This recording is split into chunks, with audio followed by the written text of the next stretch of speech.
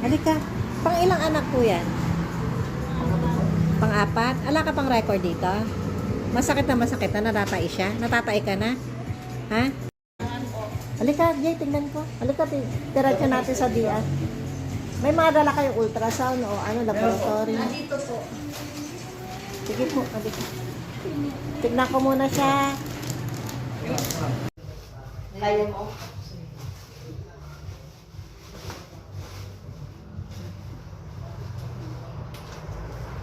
Kaya mo?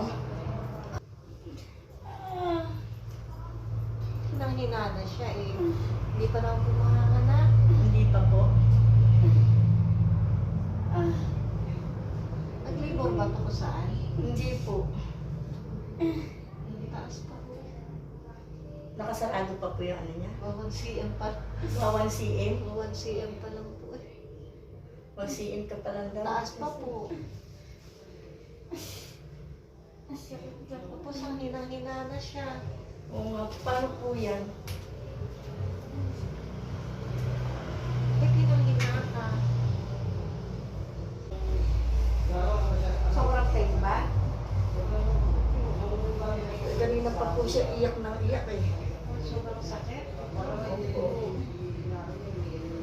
Nasaan ko yung ultrasound?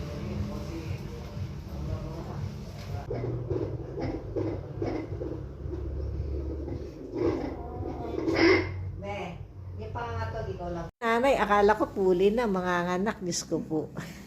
Ganyan po yan, pag ano, kaya nga minsan pinapalis yung anak Iring-iring ko na, eh. tapos hindi pa naman. DR ko na, akala ko mga anak na. Akin kasi, gusto ko ng pasyente. Pero, para sa akin, mas makakabuti kung mag-hospital kayo. Siya. Mag-hospital. No. Baka mababa rin yung potassium niya kasi parang nangihina siya sa ano niya. Kasi nga po, iring ang iring. Oo. Kasi yung time kanina, baka hindi, dapat nagpapahinga lang talaga yung pasyente. Galing po siya ng kubeta, nakailang Hindi bahay. siya naglalakad, nagpapahinga muna. 1 cm pa lang. Hindi ko naman sinabing hindi siya manganganak ngayong araw na to. Kasi pang-apat na yan eh. Pwedeng kapag nagtuloy-tuloy yung sakit, mga ilang oras lang manganganak na. Pero depende. Hindi, pwede rin bukas. Hindi natin masasabi kasi nga, sa ngayon, hindi pa talaga 1 cm pa lang eh. 1 cm pa lang, tingnan nyo na yung ano. Pang-hospital ka. Tapos yung sukat ng tiyan niya. Ang laki. Nasa 35 Baka may kinain cm. kang ano, baka may kinain kang Wala ko pa rin.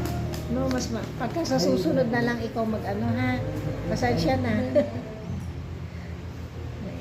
Pag mga ano, sa susunod na mga anak.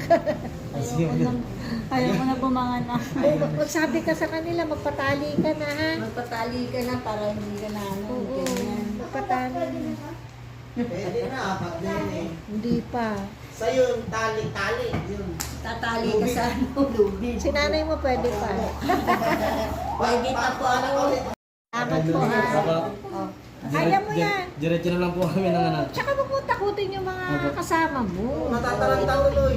Ikaw mismo kasi, matataranta sila eh. Ito mo, hindi naman to, sa alam Ah, niya naman eh. tignan mo dumating dito, akala ko Ano, makakanak makakanak ko. na. Ikaw makakatulong sa sarili mo. Kasi po, may ilan po siya. Oo, Tapos- pang-apat mo na yan, alam mo yung hilam. Siguro yung biyahe niyo Kaya Hindi. sobra yung sakit Hindi eh. po kanina sa bahay po, ganun po. Hihilab po siya. Tapos, mamaya 5 minutes mawawala.